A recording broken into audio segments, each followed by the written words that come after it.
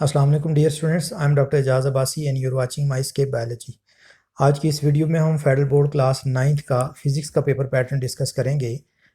इस paper pattern के साथ साथ हम फेडरल बोर्ड की तरफ से जो जारी करदा पॉलिसी गाइडलाइंस हैं उनको भी डिस्कस करेंगे और क्लास 9th फिज़िक्स का एक मॉडल पेपर भी डिस्कस करेंगे कि किस तरह से क्वेश्चन जो है वो डिफरेंट सेक्शंस में अरेंज हैं और किस तरह से उनकी मार्क्स की डिस्ट्रीब्यूशन है।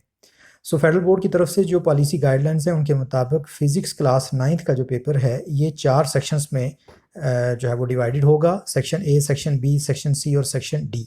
सेक्शन ए जो है इसके अंदर एमसीक्यू टाइप जो है वो मल्टीपल चॉइस क्वेश्चंस होंगे।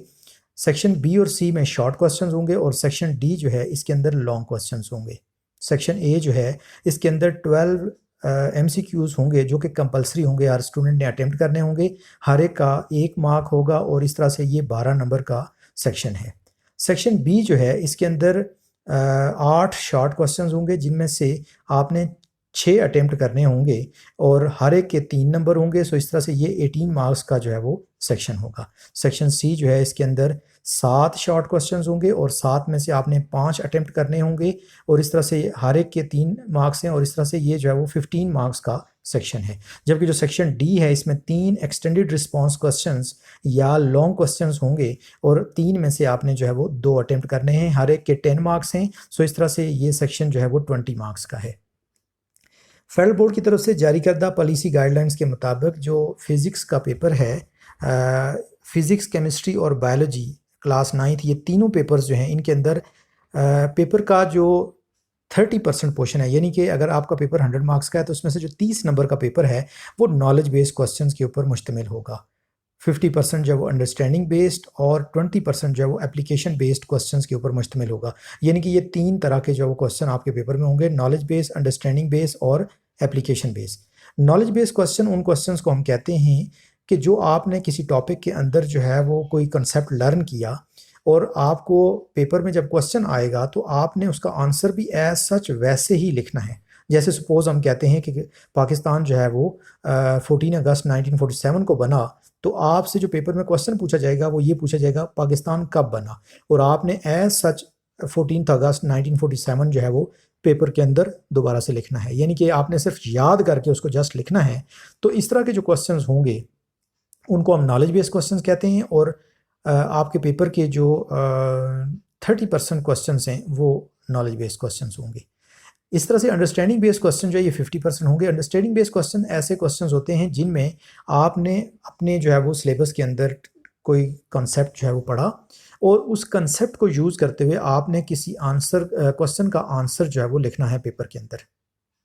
आपने उस नॉलेज को, उस कंसेप्ट को इस्तेमाल करते हुए आपने जो है वो पेपर के अंदर आंसर लिखना है कि एक मसलन आपने कोई जो है वो किसी चीज़ के बारे में पढ़ा तो पेपर में आपको कोई ऐसा क्वेश्चन आ जाए कि एक नई सिचुएशन आपको दी जाए कि इस तरह की सिचुएशन जो है इसमें एक पार्टिकुलर कंसेप्ट जो है वो किस तरह से इस्तेमाल हो सकता है, तो आपने वो वाला नॉलेज अपना जो है वो यूज़ करते हुए उस क्वेश्चन का आंसर जो है वो देना है।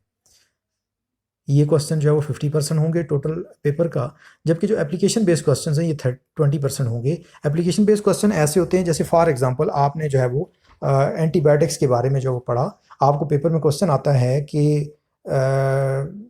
जो कौन कौन सी डिजीज़ हैं जिनको एंटीबायोटिक्स के ज़रिए कंट्रोल किया जा सकता है। तो ये एक किस्म की एप्लीकेशंस हैं, किसी चीज़ का इस्तेमाल आपने जो है वो उसकी एप्लीकेशन जो है वो आपने लिखनी होती है। तो इस तरह के जो क्वेश्चन हैं ये 20% होंगे टोटल आपके पेपर का। अगर आपका पेपर सपोज 100% है तो उसमें से 20 मार्क्स के जो है वो एप्लीकेशन बेस्ड होंगे, 50 मार्क्स के जो है वो अंडरस्टैंडिंग बेस्ड और 30 मार्क्स के नॉलेज बेस्ड क्वेश्चन होंगे।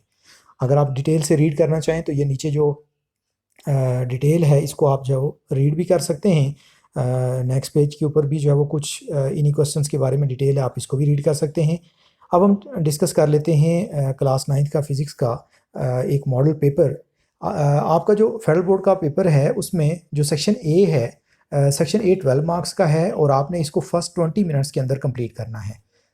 जो MCQ क्वेश्चंस हैं इसके अंदर आपने इनका आंसर जो है बबल शीट के ऊपर फिल करना है। बबल शीट के ऊपर आपने जो है वो उस पार्टिकुलर बबल को जो है वो आपने फिल कर देना है हर क्वेश्चन के आगे, और इस तरह से आपने ये जो 12 MCQ टाइप क्वेश्चंस हैं इनका आंसर आपने फर्स्ट 20 मिनट्स में कंप्लीट करना है बबल शीट के ऊपर। ये 2 पेजेस के ऊपर जो है मुश्तमिल है सेक्शन ए ऑब्जेक्टिव टाइप। इसके बाद जो है वो सेक्शन बी सी और डी हैं जो कि सब्जेक्टिव पेपर है। सब्जेक्टिव पेपर जो है ये टोटल 53 मार्क्स का है और ये 2 घंटे 40 मिनट में आपने कंप्लीट करना होगा। जब आपका ऑब्जेक्टिव कंप्लीट हो जाएगा तो आपको सब्जेक्टिव पेपर दिया जाएगा और आपने जो है वो सेक्शन बी सी और डी तीनों सेक्शंस जो है जो कि टोटल 53 मार्क्स के बनते हैं 2 घंटे 40 मिनट के अंदर आपने इनको कंप्लीट करना है। सेक्शन बी जो है इसके अंदर टोटल 8 शॉर्ट क्वेश्चंस होंगे जिनमें से आपने 6 अटेम्प्ट करने हैं और हर क्वेश्चन जो है उसके 3 मार्क्स हैं। सो इस तरह से ये जो सेक्शन है ये 18 मार्क्स का बनता है। सेक्शन बी के अंदर जो शॉर्ट क्वेश्चन आएंगे ये आपके चैप्टर नंबर 1 से 5 तक जो है वो आएंगे। चैप्टर 1 से 5 जो है इसके जो शॉर्ट क्वेश्चन हैं वो सेक्शन बी में आएंगे, जबकि जो सेक्शन सी है इसके अंदर चैप्टर 6 से लेके 9 तक जो आपके चैप्टर्स हैं उनमें से क्वेश्चंस आएंगे। सेक्शन सी जो है इसमें टोटल 7 शॉर्ट क्वेश्चंस हैं और 7 में से आपने 5 शॉर्ट क्वेश्चन अटेम्प्ट करने हैं, हर एक के 3 मार्क्स हैं। सो इस तरह से ये जो सेक्शन है ये 15 मार्क्स का है। इसके बाद जो सेक्शन डी है, सेक्शन डी के अंदर टोटल 3 लॉन्ग क्वेश्चंस हैं और हर क्वेश्चन के 2 मार्क्स, हर क्वेश्चन के 10 मार्क्स हैं। आपने 3 में से 2 क्वेश्चन जो है वो अटेम्प्ट करने हैं। सो इस तरह से ये सेक्शन आपका जो है वो 20 मार्क्स का बनता है। इस सेक्शन सी के अंदर जो एक्सटेंडेड रिस्पॉन्स क्वेश्चन या लॉन्ग क्वेश्चंस हैं ये सेक्शंस में भी डिवाइडेड हो सकते हैं, सेक्शन ए और बी में, लेकिन कोई भी सेक्शन जो है उसके मार्क्स 4 से कम नहीं होंगे। यानी कि इन मोस्ट केसेस या तो एक पार्ट जो है वो 4 नंबर का और दूसरा 6 नंबर का होगा या फिर दोनों पार्ट्स जो है 5-5 नंबर के होंगे। तो इस तरह से जो है वो 3 लॉन्ग क्वेश्चन में से आपने 2 लॉन्ग क्वेश्चन जो है वो अटेम्प्ट करने होंगे। सो इस तरह से ये 20 मार्क्स का जो है वो आपका सेक्शन है। I hope so paper pattern से रिलेटेड आपके जो कॉन्सेप्ट्स हैं वो क्लियर हो गए होंगे। वीडियो अगर आपको अच्छी लगे तो इसको लाइक करें और अपने फ्रेंड्स में शेयर कर दें ताकि वो भी बेनिफिट ले सकें। Thank you so much.